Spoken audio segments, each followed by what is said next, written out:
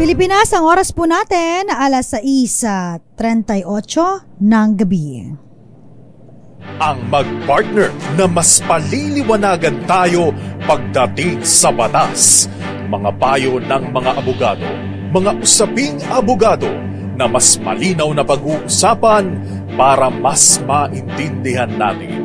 Kumpanyera ng Bayan, si Attorney Rina Seco, at ang Panyera ng Bayan, si Attorney Cam Cheryl Adami Molina. Dos Kumpanieras sa DZRH Radio, DZRH TV at DZRH Online. Bago mo kasuhan, bago ka pumirma, bago ka makipagkasundo, makinig muna sa Dos Kumpanieras. Dos Kumpanieras.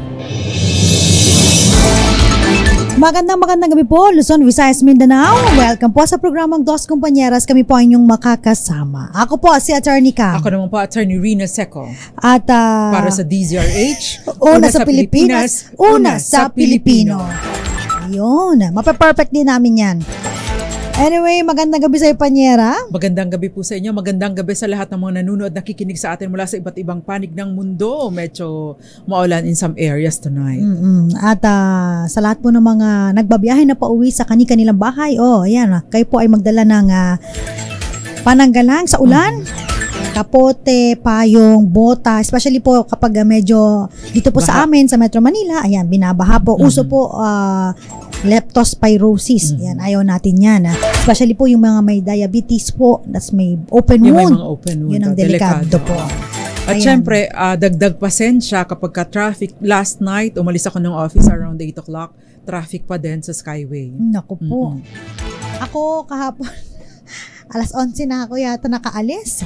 Daming ginagawa. Anyway, amang pag-uusapan po natin, may kinalaman pa rin po pagpapatuloy natin usaping employer at saka po mga empleyado. Napakaganda ng ating topic ngayon dahil I'm sure marami pong makakarelate. May kinalaman po sa office romance. Sorry. Nabubulol ako. Office romance po. Kasi marami sa atin nung nagtatrabaho, nakakamit ng the one sa office. Ayan. So, kapag kaganyan, pwede ba ito? Or pwede ka bang pagbawalan ng kumpanya na mga in love sa inyong kaopisina? Or if not, no? Sige nga, pwede kayo. Sige, magpakasal kayo. Pero ang isa sa inyo ay kailangang mag-resign.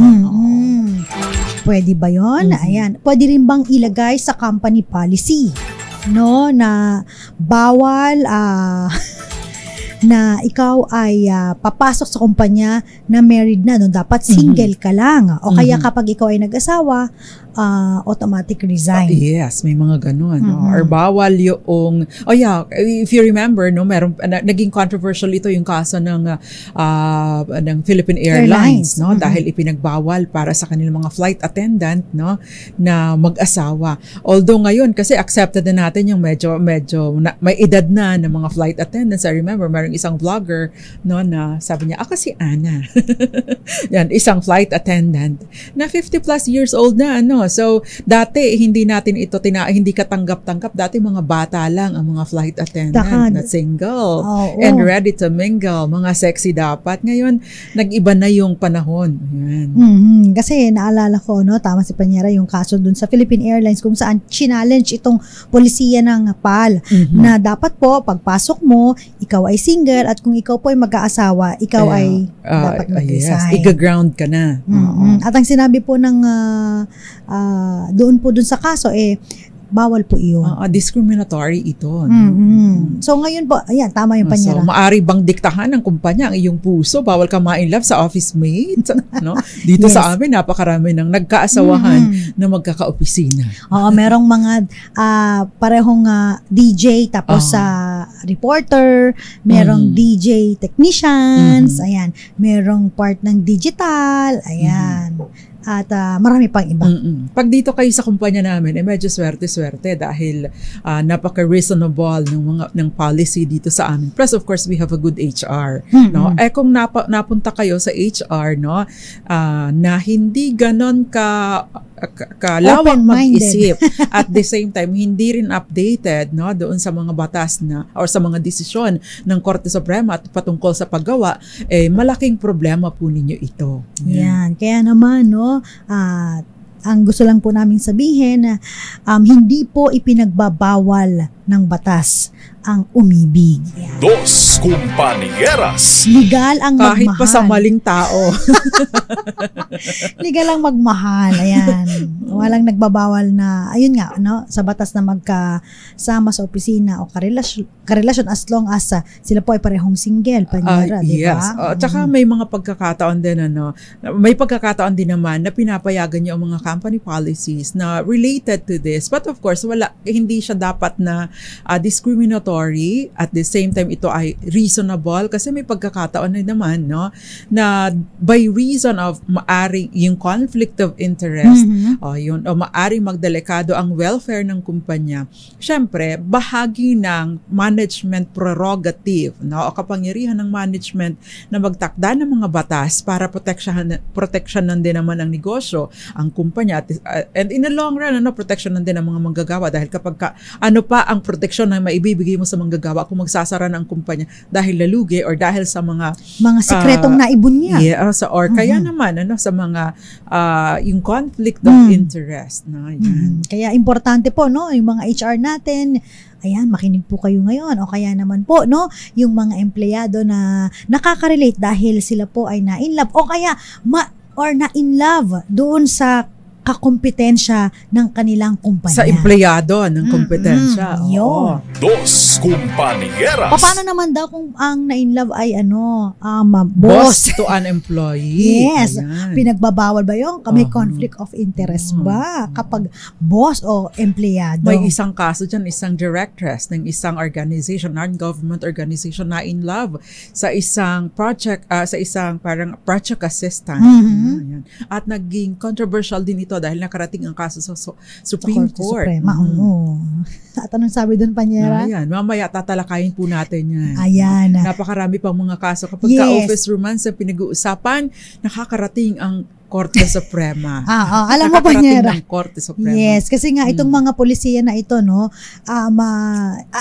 pag halimbawa nilay down siya ng kumpanya, para ma-challenge yung polisiya na yun kasi, di ba? Ayun, nakakarating po ng Korte Suprema. Yes. Kasi minsan sinasabi nila, ay, vina-violate po equal protection clause. Kaya nga, yung iba, kini-question yung policy or either that or nag-lead na siya to either constructive dismissal or illegal dismissal dahil nga po, doon siya ipinasok sa mga issue ng immorality. Yan. Correct.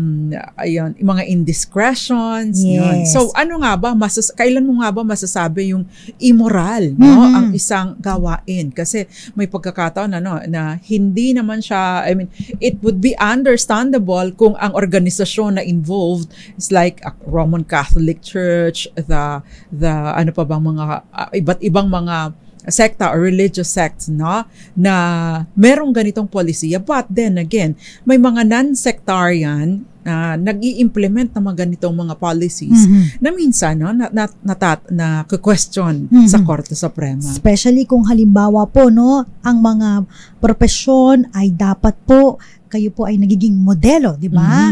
Ayan, kasi meron tayong i-discuss mamaya na kaso, guro naman, no, na tinanggal sa trabaho dahil nabuntis ng hindi po siya kasal. So, yung ground ng sinasabi ni Panyera, immorality, no? Kailan ba tinitignan yung morality? Ito po ba ay sa perspective ng religious sect or sa perspektibo ng legal? Ayan. Dos Compañeras. Kasi sa batas po, walang nagbabawal ng premarital sex, ha? Pero sa simbahan, ang turo ng simbahan, Yes. no sex kapag hindi pa kayo kasal, no?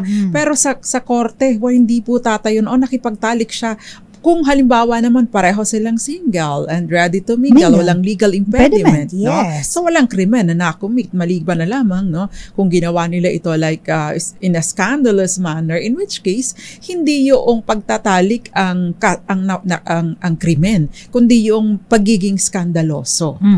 At saka laging tinitignan din po ng batas, meron bang maaaring nilabag itong mga ganitong sirkumstansya, kasi alam naman natin, Panyera, kung halimbawa may mga iba na maaaring mag-lead into conviction of concubinage or adultery. O paano naman po yan? So tinitingnan talaga yung mas malawak na circumstansya, no?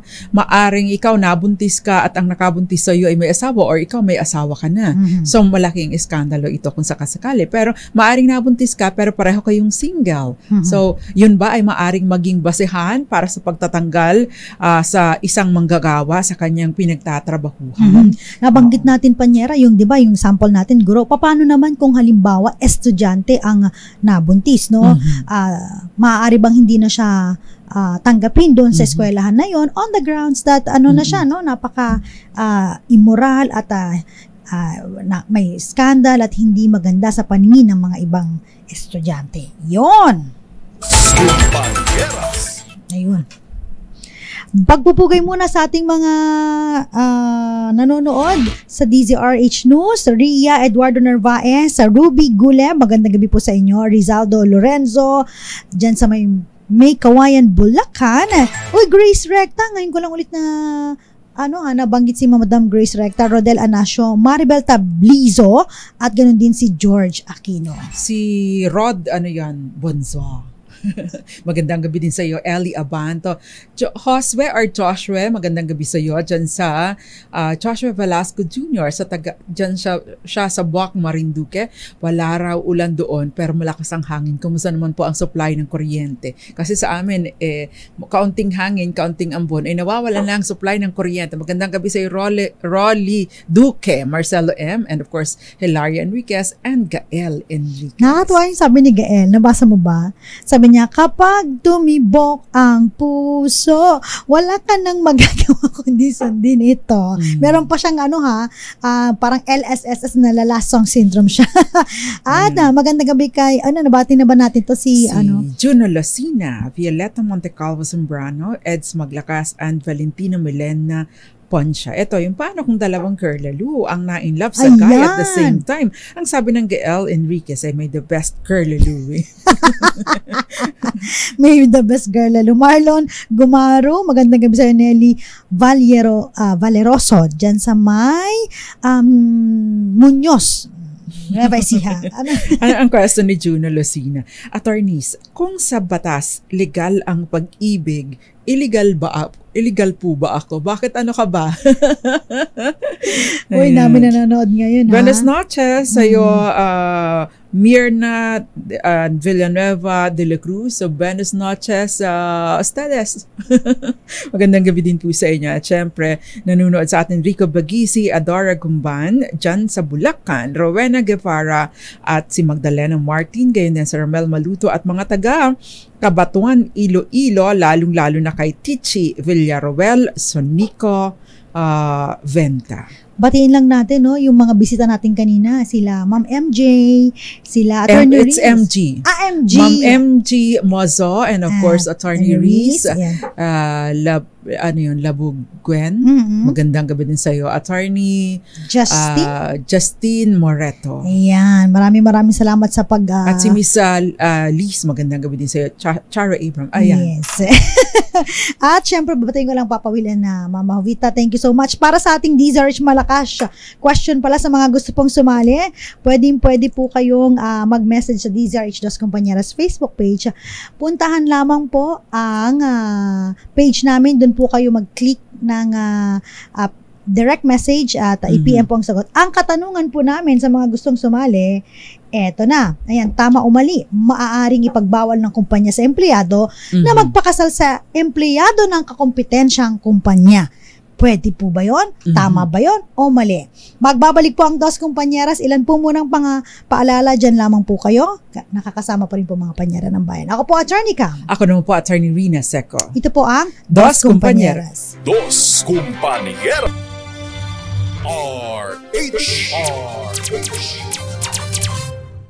Dos Compañeras.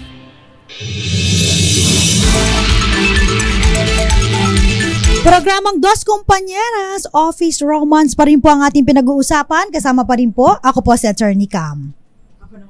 Ni Rina Seco. At syempre, no, yung kaninang binabanggit natin, bawal ba magmahal? Bawal ba makipagrelasyon sa inyong kaopisina? Papaano kung ikaw po ay nabuntis ng iyong ka-office mate? Imposibleng mabuntis ako dahil lalaki po ako. Papaano na yan? Kasi meron po, no, actually pagdating po sa, sabi nga ni Panyera, Office Romance, more on mga cases po sa Korte Suprema ang aming isinaside dahil wala pong nakalagay, no, sa ating batas tungkol sa pagbabawal ng pagmamahalan at kung ano-ano yung mga hindi dapat no na ilagay sa company policy dahil andyan po yung management prerogative. Ibig sabihin may kapangyarihan po ang kumpanya or ang management na magtakda ng mga panuntunan na siyang gagabay no para sa pagpapatakbo ng mga or pag-handle ng mga employees or empleyado and their concerns. At pag pinag-uusapan po ang Office Romance, no, may mga parang kaso dito na parang sikat na sikat dahil dito may mga binanggit po ang Korte Suprema ng mga importanteng mga terms no kung saan ano nga ba ang posisyon ng Korte Suprema pagdating sa Office Romance. Katulad na lang po ng kaso nung Inosente versus St. Vincent Foundation for Children and Aging Incorporated. Ang nangyari kasi dito, Panyera, maritas lang tayo, legal na maritas, sabi nga ni Panyera, meron pong magkatrabaho, sila po ay parehong single at wala pong impediments to marry each other. Ibig sabihin, hindi man sila kasal sa iba. Walang no? hadlang. Na para sila ay magpakasal. Yes. Dahil sila po ay nagkaroon ng relasyon, nagkaibigan, nabuntis, Panyera. Nabuntis yung girl. At dahil nabuntis... Mahirap naman na ang boy ang magbuntis. Oo. No? At parang ang nangyari dito, Panyera, ay sila po ay tinanggal sa kumpanya because of this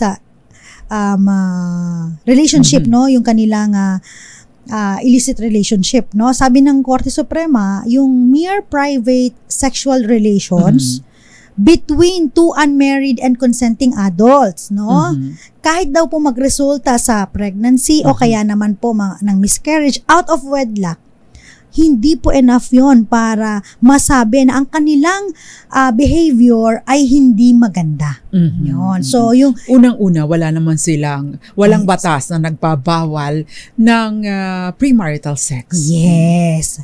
Kaya ito po, no, hindi po pinagbabawal ng batas ang pagmamahalan. Ayan. And again po, tinitignan po ang konsepto ng morality sa legal perspective. Oo. Yun. Hindi yung kung ano yung sinasabi ng Biblia at hindi yung kung ano yung sinasabi ng simbahan. In fact, no, yun po ay isang case na talagang ito tumatak sa akin kasi nga pag nag-search ako na Office Romance, okay ba to? Hindi ba to okay? Kasi isa pang kaso na binanggit na po namin before pa nung aming previous episode, itong St. Scholastica College, Panyera, kung saan yung isang non-teaching personnel, no, ay nagkaroon ng relationship. Nagkaroon ng, sabi nga, premarital sexual relation, tapos nabuntis out of wedlock.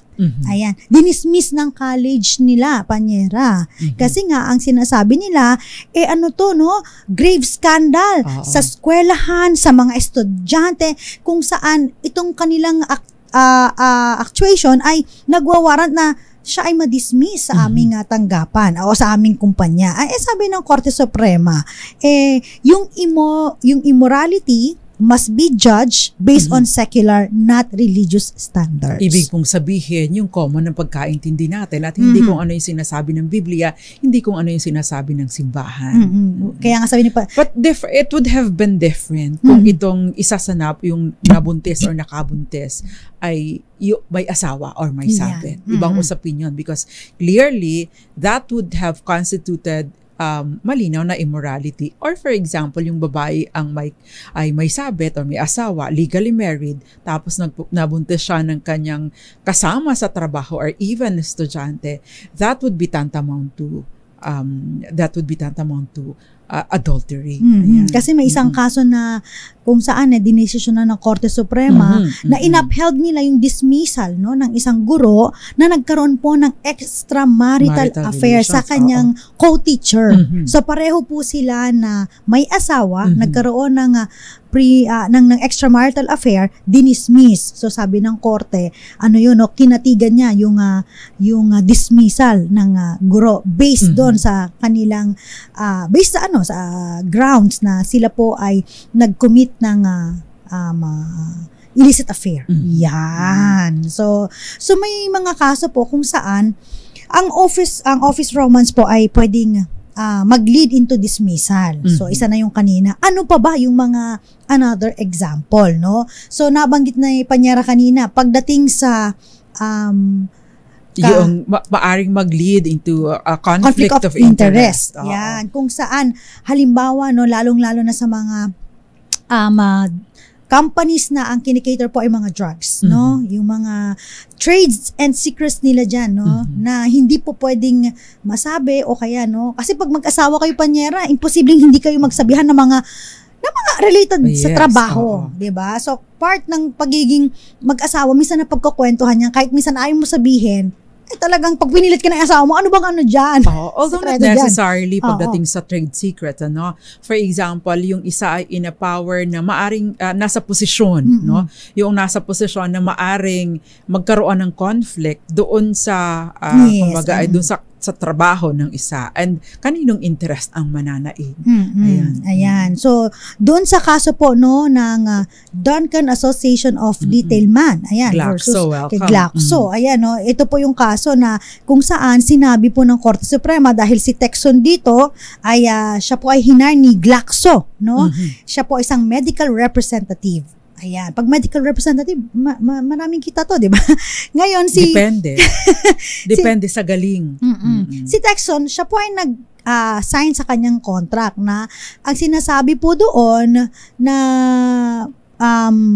kailangan, no, nung sinasabi niya na parang i-disclose niya sa management yung any existing or future relationship niya by consanguinity or affinity with co-employees or employees of competing drug companies. Ito naman ay magkalaban ng mga kumpanya. Yes. So, may option ng company na number one, i-transfer siya o kaya naman siya po ay magre-resign sa kumpanya. Ang ginawa po ni... Ibig sabihin, i-transfer siya sa isang posisyon na hindi related or walang, kumbaga, walang access dun sa mga mahahalagang impormasyon na maaari namang magamit ng competing company, no, laban sa kanila para naman matalo, no, yung kanilang kumpanya. Ayan. So, dahil dyan, dito po nag-ugat, no? Kinwestiyon po yung company policy na yon at saka tama po ba yon at sabi niya ito po ay violation ng equal protection clause na 'di ba dapat lahat po ay pantay-pantay. Kung pinagbawalan ako dapat yung ibang empleyado hindi lang dun sa kumpanya na kalaban nila, no? Sabi ng Korte Suprema meron pong karapatan ang kumpanya na pangalagaan ang interest nila. So, kung ito po ay magre-resulta, no, yun nga, sa conflict of interest, tama po ang kanilang management policy. In fact, wala naman daw, violation ng equal protection clause. Because ito ay nag-a-apply naman sa lahat. Yes. Hindi lang specific sa kaso nitong mga nitong involved na empleyado. Yes. So again, kailangan ding pangalagaan, no, ang interest ng kumpanya. So ito po yung isa pang case, no, na kung saan sinabi ng Korte Suprema na tama, no, na maaaring ipagbawal ng kumpanya sa empleyado na magpakasal sa empleyado ng kakompetensyang kumpanya. Kasi tinitingnan din yung reasonableness, pagiging makatwiran ng company policies. Si CJ Acelo ay kilala mo, Panyera, di ba? Yes. Sabi niya, since work ang usapan dito, magrarant na lang po ako mga attorneys. Nakakagalit po yung mga kawork na walang ambag sa trabaho. Sabi niya, okay. Ay talaga, agree.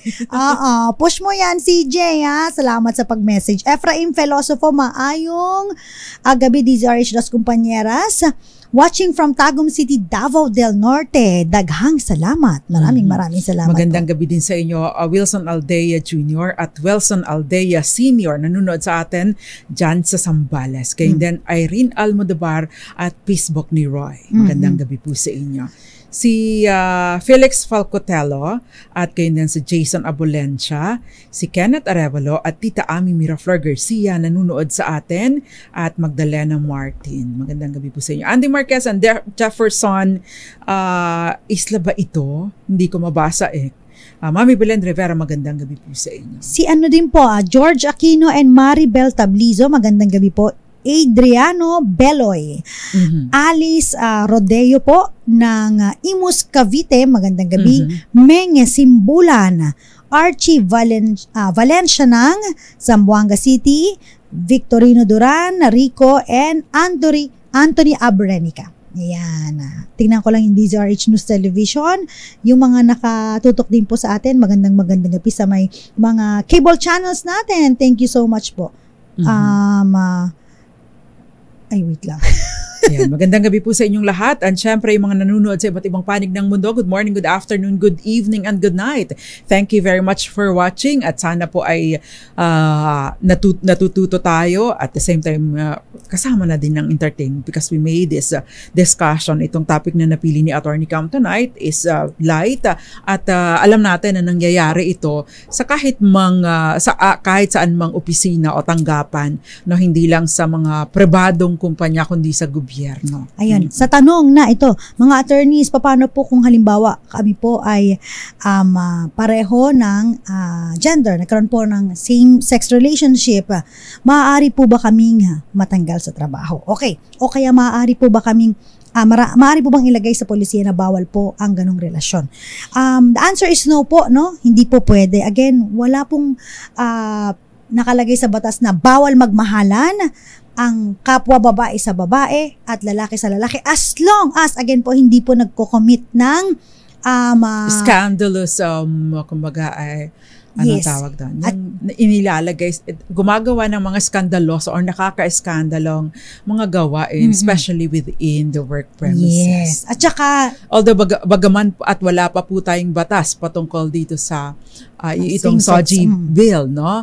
Wala pa hanggang bill pa lang, no? Ay wala naman po, I don't think there is any problem with that. No? Basta as long as hindi rin sila nagko-commit ng crime, like yun nga sinabi ni Panyera kanina, wala naman pong problema. So, yung same-sex relationship, yung bounds ng decency na tinatawag natin, kasi maaaring magsabi o maglagay ng polisiya na halimbawa kung mayroon mang same-sex relationship, ano ba to? Ano bang right term sa yung ginagamit nila? Yung talagang public display of affection na talagang, alam mo yung Panyera na naghahalikan sa tapat ng maraming mga cubicle o kaya nagkakaroon ng intimate activities. Which of course, malamang ipagbawal din ito regardless of the gender of the people involved. Hindi lang specific sa mga same-sex relationships. Correct. Yung bounds ng decency, no? Another questions, Papanyera? Eto, si Marcelo M. Good evening po, Attorney Rina. Is there any law prohibiting the boss from having sexual relationship with his secretary? Yan. Kasi unang-una titingnan po ninyo, ano po ba yung sinasabi ng company manual? Although, no, kapag ka po, Attorney Cam, ito yung dilemma nito. Kaya't maiintindihan ko kung ang management ay I don't think it can be appropriate. I don't think na appropriate term yung ipagbawal, kundi dinidiscourage. Bakit? Kasi ang sekretarya at ang let's say for example, ang boss, maari po kasi magkaroon ng conflict of interest later on. No? But there was a case, for example, in the case of yung binanggit natin, Attorney Cam earlier, no, na yung sa isang non-government organization, directress siya ng isang non-government organization. At the same, actually Christian, Christian, parang Catholic NGO, pero nagkaroon siya ng karelasyon at ang nakarelasyon niya ay yung project assistant. Sabi ng Korte Suprema, bagaman at meron siyang term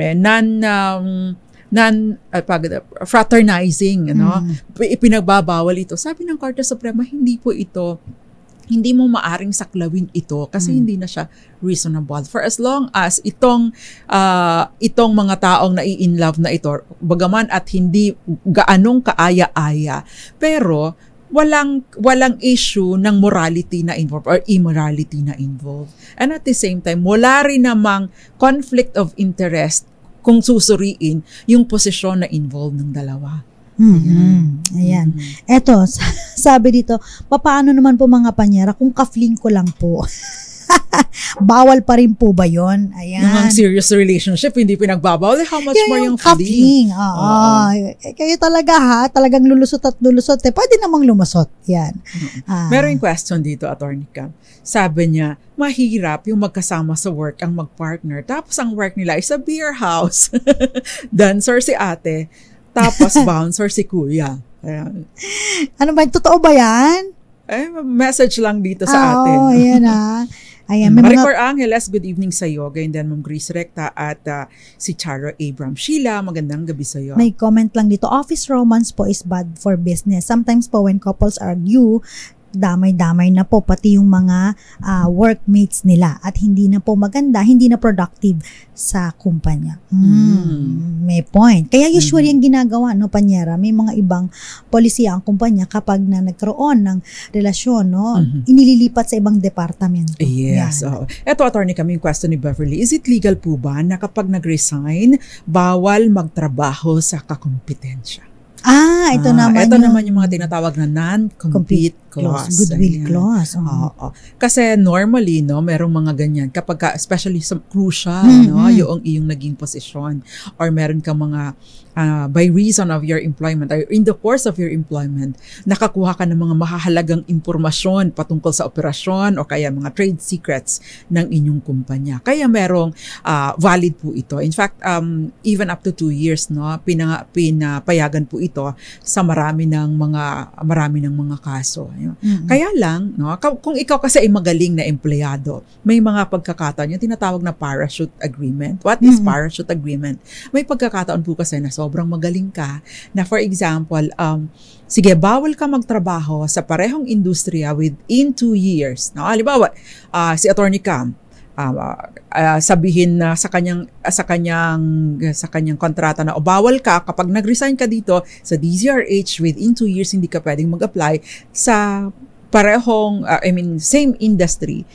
At kung halimbawang magaling ka, yung 2 years na yun babayaran kita para lang hindi ka mag-join. So that yung goodwill, no, yung brand or yung expenses ng kumpanya to boost your name or to strengthen your brand, ay hindi mo magamit kapag lumipat ka na ng iba. Pero of course, that is if you are magaling, no? Maari po yun. Sa may mga pagkakataon naman, for example, kung ikaw, kagaya na lang nito, in relation to that, yung halimbawa daw dentista sa isang clinic at sa kontrata ay hindi pwedeng magbukas ng clinic o magtrabaho sa clinic kapag nag-resign, valid po ba yun? I don't think it is reasonable na as in for 2 years hindi ka maaaring mag-clinic. What if you are a dentist? No, ibig bang sabihin, wala ka ng ikabubuhay, bawal ka ng maghanap buhay because meron kang commitment na ganito. I think, no, what would be reasonable is to set yung certain radius na hindi ka pwedeng magtrabaho within this within this area or like ilang kilometro, ilang mil mula sa clinic na to. Ilang miles from mula doon sa clinic na ito. Destiero pala ito. I think no, it is also valid, but to prohibit, no, absolutely prohibit na makapag-exercise ka ng profession, that will be killing. In essence, that will be killing your source of livelihood. No, ayun naman ay that is too much. Yes. Again po, sa mga gusto pong sumali sa ating DZRH Malakas question ngayong gabi, sumagot na po kayo ha. Punta po kayo sa DZRH Dos Compañeras Facebook page. Ang tanong po namin, sagutin lang po tama o mali. Maaaring ipagbawal ng kumpanya sa empleyado na magpakasal sa empleyado ng kakompetensyang kumpanya. Magbabalik po ang Dos Compañeras. Ilan po muna mga paalala dyan lamang po kayo. Kasama pa rin po, Attorney Cam. Ako naman po, Attorney Rina Seco. Kami po ang Dos Compañeras. Dos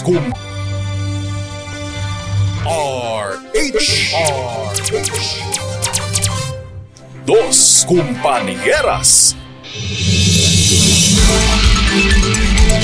Nagbabalik po ang programang Dos Kumpanyeras. Kasama pa rin po mga panyera ng bayan. Ako po, si Attorney Cam. Ako naman po, Attorney Rina Seco. Usapang Office pag-ibigan. romance. Oo, office romance pa rin. Attorney Cam, kanina binasa ko na yung tungkol kay Marcelo M. Pero hindi ko siya direktang nasagot. No? Itong kay Marcelo M kasi, is there any law prohibiting the boss from having sexual relationship with his secretary or her secretary? No? Kasi maari naman kasing babae ang boss, lalaki yung secretary. May mga ganun, mga like appointment secretary.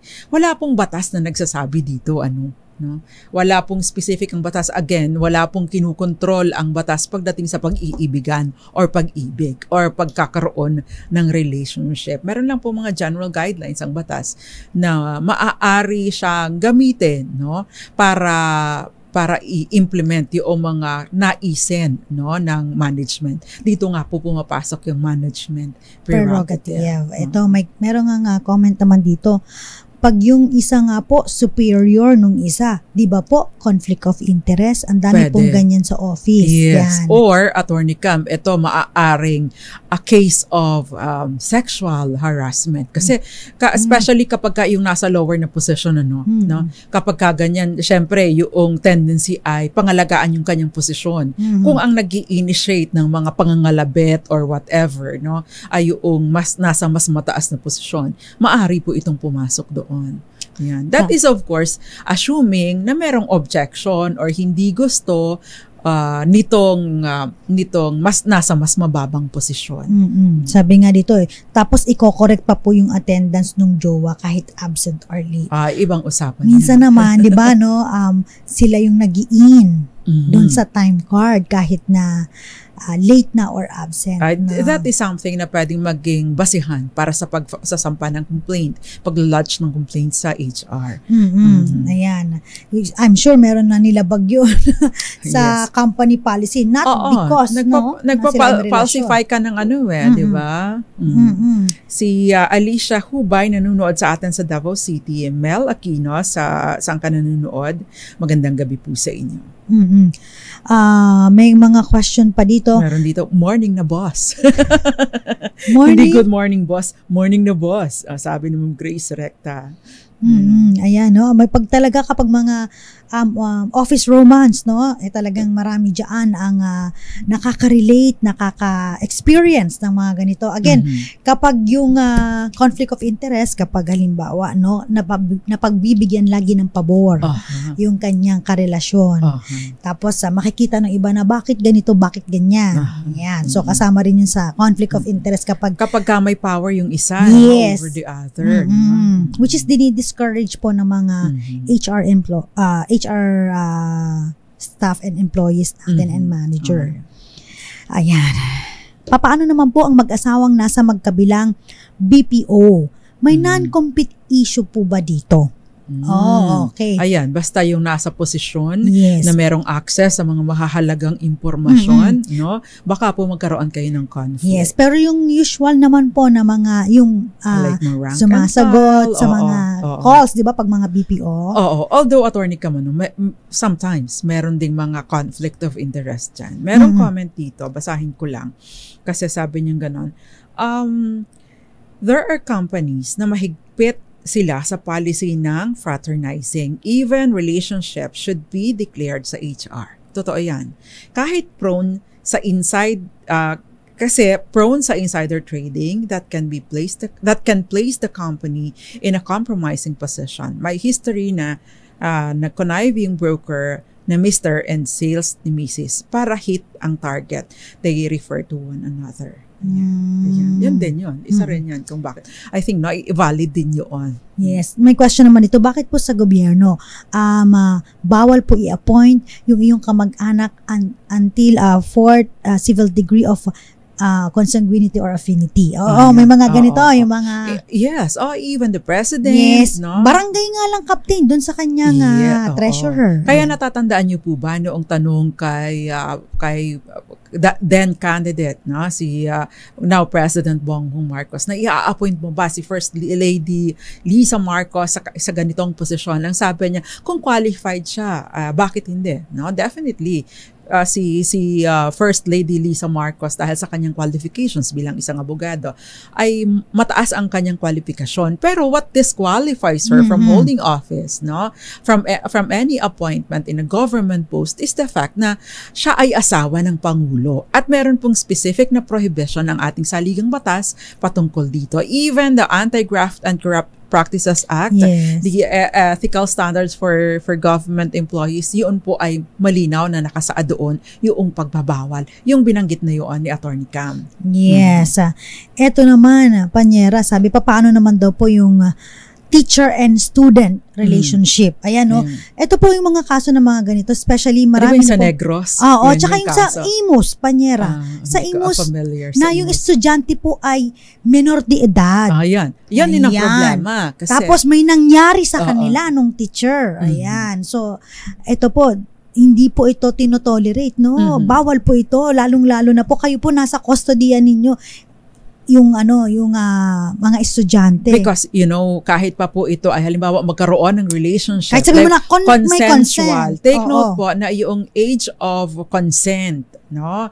Ilang taon, di ba, 16 ang kapag ka ikaw ay nagkaroon ng ikaw isang adult, nakipagtali ka sa isang minor de edad na below 16, no, ay maari po itong pumasok doon sa rape, no, dahil statutory rape. Yes, dahil nga po hindi ito base sa consent o hindi pagbibigay ng consent, because dahil yung tao na yun, bagaman at gusto ko siya, mahal ko siya, but then again, no, ang issue dito is wala pa siya sa tamang edad o tamang pag-iisip para makapagbigay ng consent. Ng kanyang pahintulot. Hindi siya, kumbaga, intelligent, no? Intelligent and informed consent. Because definitely, hindi pa siya ganun kabihasa or familiar with the consequences of his or her actions. Yun. Ito na ang DZRH Mas Malakas Promo Online. Sagutin lamang ang tanong ng ating announcer sa live Facebook page ng DZRH at instant meron kang 500 pesos na premyo. Ready? Makinig mabuti. Ito na! Para sa ating malakas question, tama o mali, maaari pagbawal ng kumpanya sa empleyado na magpakasal sa empleyado ng kakompetensyang kumpanya, gaya na nasabi namin ni Panyera. Tama, maaari po ito dahil mayroon ng lumabas na kaso na nagdesisyon ang Korte Suprema basta mayroon pong conflict of interest. Ang nakakuha po ng tamang sagot, in fairness, marami naman po. Congratulations kay Jenny Espiritu ng Quezon City. Johnny or Jenny? Jenny. Jenny Espiritu. 500 pesos sa iyo. Abangan po kung paano mo makukuha ang iyong papremyo. Isasend namin sa iyong account. Nag-message siya. Maraming salamat po sa mga tumutok. Nakasama po ninyo, may pahabol bati ka pa, Panyera. Advance happy birthday sa iyo, Ate Lily Baradi, at sa lahat ng mga nagsa-celebrate ng kanilang kaarawan. Again, happy belated birthday sa iyo, Macy Arilio. At magandang gabi po sa lahat ng mga taga Benavista, Marinduque. Maraming salamat po. May nag-assist kasi sa akin doon, Ma'am Marisol Lontok, magandang gabi po sa inyo. Nakasama po ninyo, mga Panyera ng Bayan. Ako po, si Attorney Cam. Ako naman po, Attorney Rina Seco. Para sa DZRH. Una sa Pilipinas, una sa Pilipino. Dos Compañeras.